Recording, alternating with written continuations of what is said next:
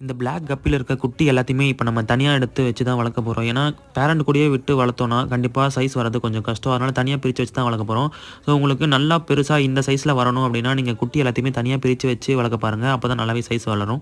So, இதில இருக்கிற black கப்பி எல்லாத்தையுமே நம்ம எடுக்கிறதுக்கு அதோட தண்ணிய தான் யூஸ் பண்ணணும். புதுசா தண்ணி புடிச்சு நீங்க உங்க ஃபிஷ்ஷுக்கு வந்து குடுக்கக்கூடாது. ஸோ, இந்த கிளைமேட்டுக்கு குடுக்கக்கூடாது. அதுக்கப்புறம் இதில இருக்கிற எல்லா ஃபிஷ்ஷையுமே வந்து கலெக்ட் பண்ணியாச்சு. கலெக்ட் பண்ணி நம்ம ஆல்ரெடி புடிச்சு வச்சிருந்ததில வச்சுட்டோம். அண்ட் வந்து இந்த பக்கம் கொஞ்சம் செமி அடல்ட் சைஸ்ல இருக்கு.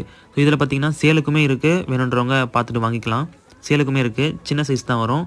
அப்புறம் இதுலயும் கொஞ்சம் பார்த்தீங்கன்னா, மிக்ஸ்டா தான் இருந்தது. எல்லாமே ஒரே பேட்ச்ல வந்தது தான். ஒண்ணு பெருசா, ஒண்ணு சின்னதா இருந்தது. ஸோ சின்னதா இருக்கிறத எல்லாத்தையுமே நம்ம இதுலயுமே கலெக்ட் பண்ணியாச்சு. கிட்டத்தட்ட இதில ஒரு 100 குட்டி கிட்ட இருக்கும்னு நெனைக்கிறேன். இந்த குட்டிய அப்படியே எடுத்துட்டு போயிட்டு நான் மொய்னா கல்ச்சர் பண்ணி வச்சிருந்த டப்ல மொய்னா இருக்கிறதோட அப்படியே தான் விட போறேன். ஸோ அப்படியே விட்டோம்னா, இதில இருக்கிற மொய்னாவ எல்லாத்தையுமே இந்த குட்டிங்க சாப்பிட்டு ரொம்ப சூப்பராவே சீக்கிரமாவே வளர்ந்துரும். ஸோ நம்மகிட்ட நெறைய கப்பி இருக்கு. சேலுக்குமே இருக்கு. வேணுன்றவங்க கான்டாக்ட் பண்ணுங்க.